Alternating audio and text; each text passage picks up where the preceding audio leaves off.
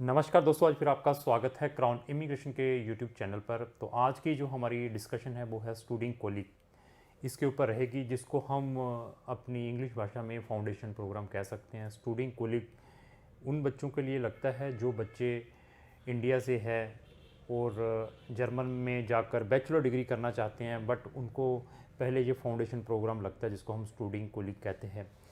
इसके अंदर आज मैं डिस्कस करूंगा कि किन बच्चों को ये स्टूडेंट कोलिग एग्जाम्पशंस हैं, जो विदाउट स्टूडेंट कोलिग पे के बगैर भी डायरेक्टली वहाँ पे बैचलर डिग्री जो कि इंग्लिश टॉट प्रोग्राम में एडमिशन ले सकते हैं। इवन किस टाइप के ये जितने भी स्टूडेंट कोलिग है उनके टाइप्स के बारे में मैं डिस्कस करूँगा, और वहाँ पे प्राइवेट स्टूडेंट कोलिग और गवर्नमेंट जो स्टूडेंट कोलिग हैं उनकी फीसेस के बारे में और उनके डिफरेंशिएशंस के बारे में डिस्कस करूँगा।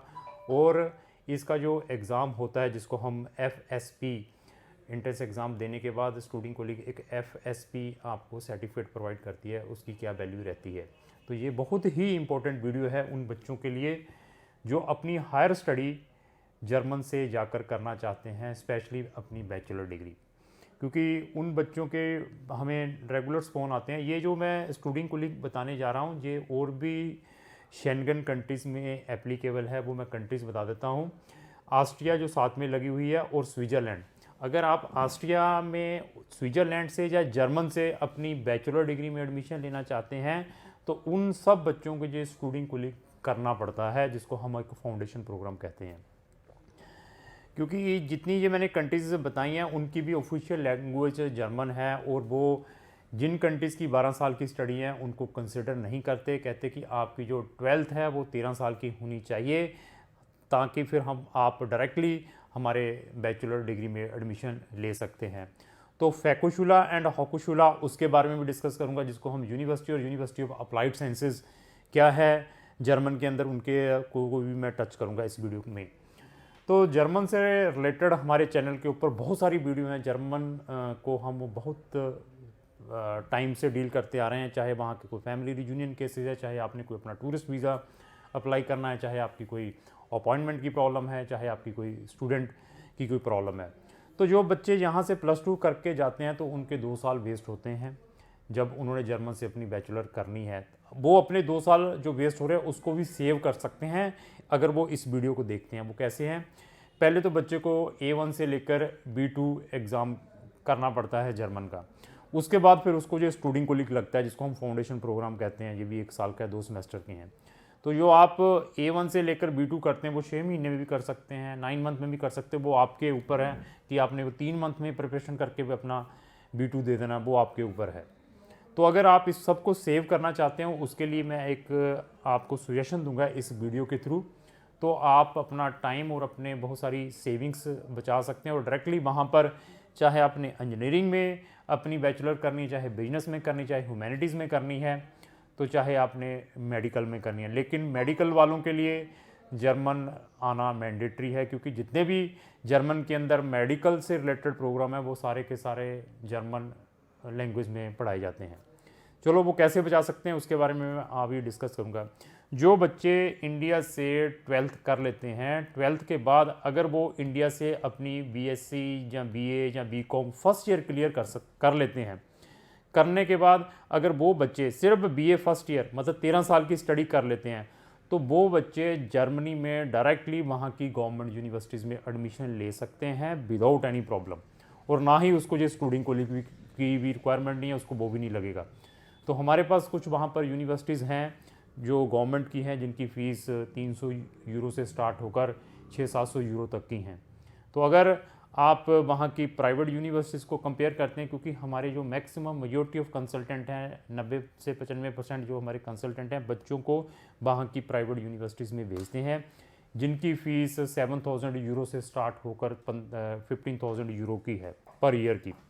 बट अगर आप गवर्नमेंट यूनिवर्सिटीज़ में जाते हैं तो आप बहुत बड़ी अपनी सेविंग कर सकते हैं, फ्री टाइप में अपनी बैचलर और मास्टर करके आ सकते हैं।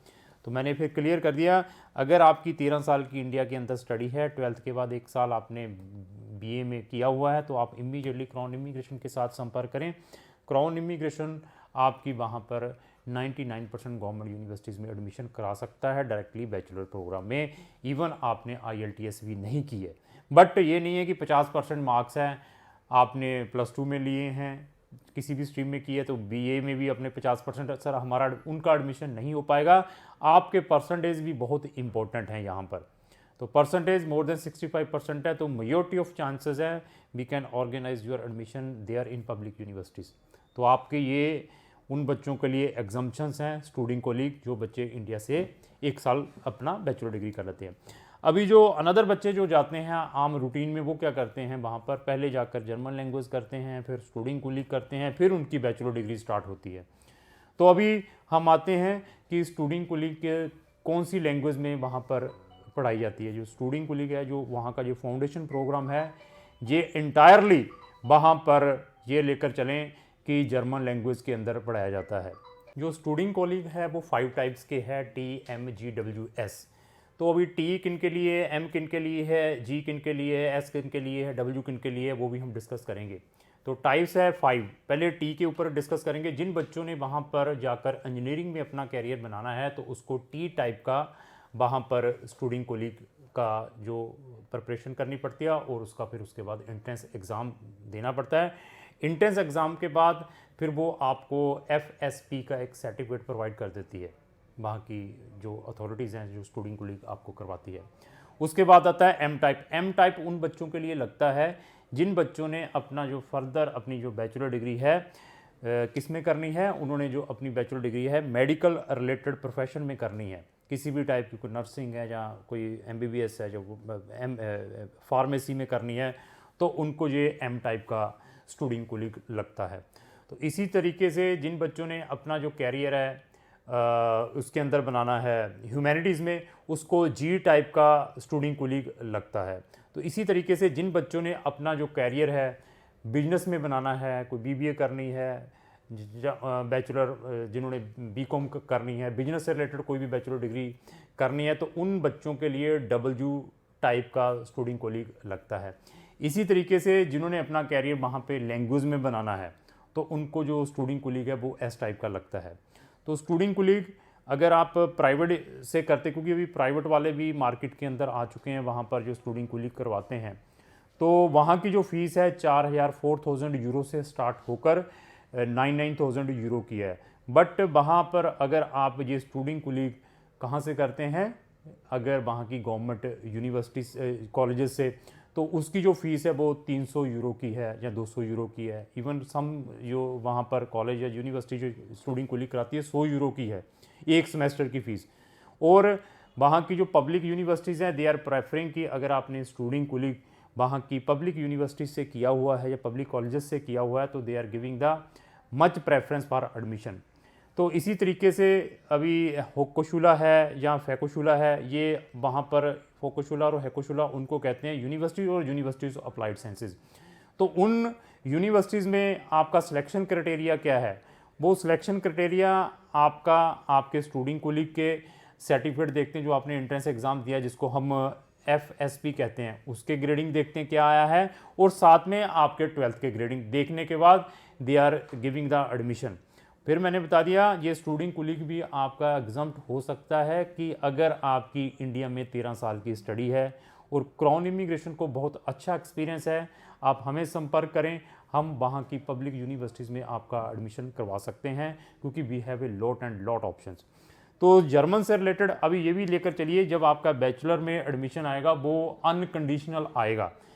अगर अनकंडीशनल आता है तो यहाँ पर अपॉइंटमेंट की भी कोई प्रॉब्लम नहीं आएगी आपको।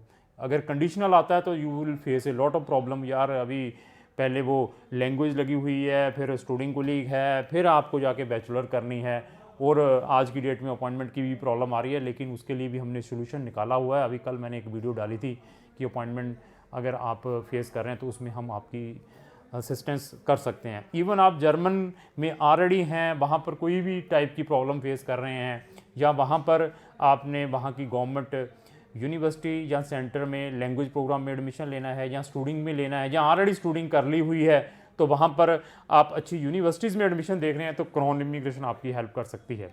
तो क्राउन इमिग्रेशन को बहुत ही अच्छा एक्सपीरियंस है रिलेटेड टू जर्मन के किसी भी टॉपिक में अगर आप हमसे कोई राय लेना चाहते हैं। तो अगर आपकी destination higher study in German में है तो आप इमीडिएटली क्राउन इमिग्रेशन से संपर्क करें। क्राउन इमिग्रेशन आपकी 100% हेल्प कर सकती है। तो लास्टली एक ही रिक्वेस्ट है कि अगर आपको जो मेरी वीडियो अच्छी लगी तो लाइक एंड शेयर करना ना भूलें। Thank you.